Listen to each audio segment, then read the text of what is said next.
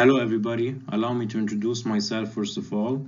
My name is Simon. I'm a Master 2 Industry 4.0 student in Université de Pau et de Pays de la Dour, studying in ENIT and Tarbes campus. We'll be talking today about incremental and iterative development in this presentation. Let us take a look on the presentation plan. We have at first the introduction. We'll be talking about the characteristics of this approach.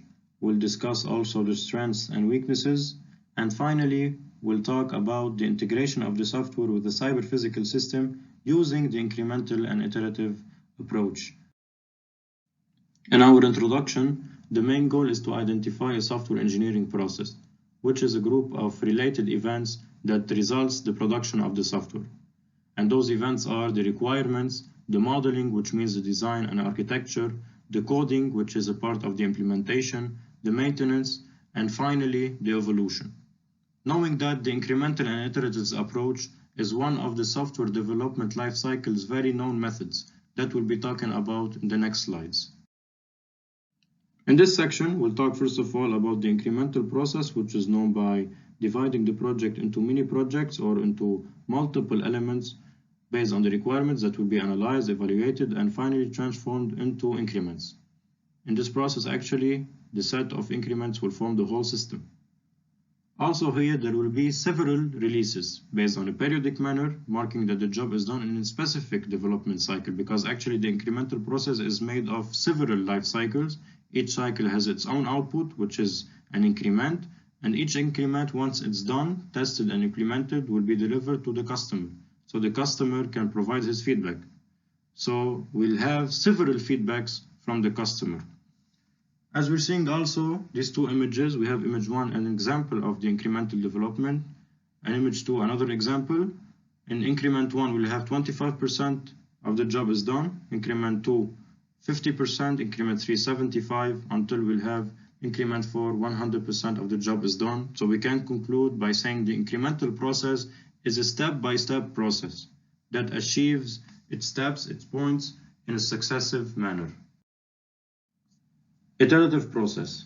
An iterative process begins by implementing part of the software, which will be then edited or modified in each cycle, which is called iteration.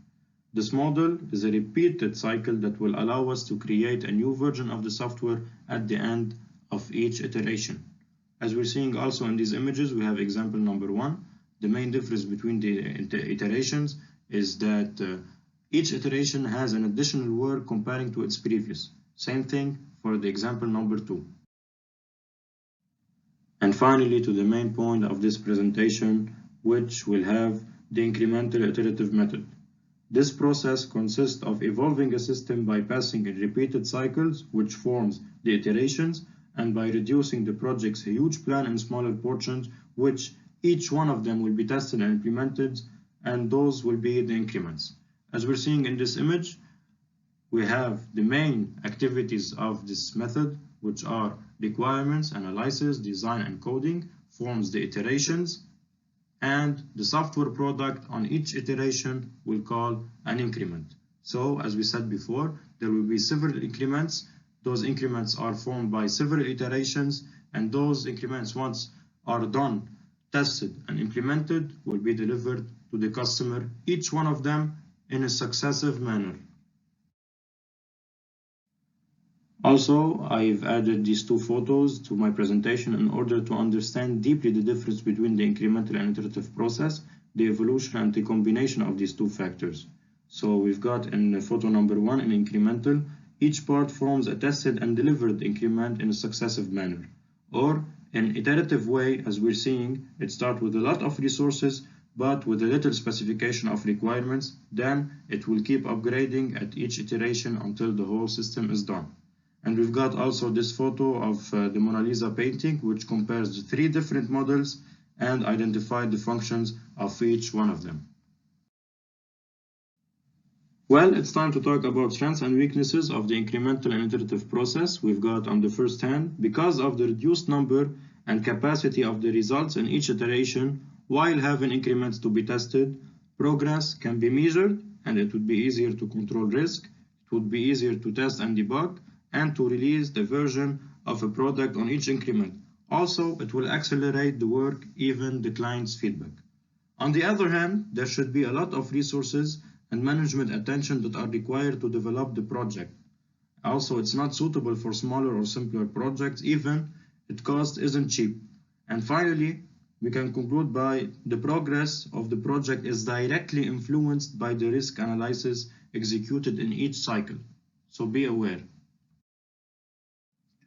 In this section, we're going to talk about integration of the software with the cyber-physical system, which is the trend of this generation, following the incremental and iterative process.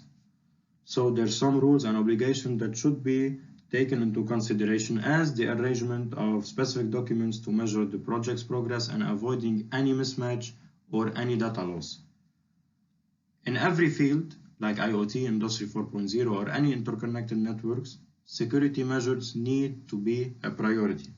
So cyber-physical systems should be always updated and backed up to maintain data availability. Also, special algorithm must be used to secure cyber-physical communications, such as message confidentiality, integrity, and authentication. An example of these algorithms, we have the lightweight dynamic key-dependent cryptographic algorithm. And also, finally, by maintaining periodic pen testing to increase threats detection and to avoid attacks before it's too late. Finally, to conclude, those would be the references for my presentation.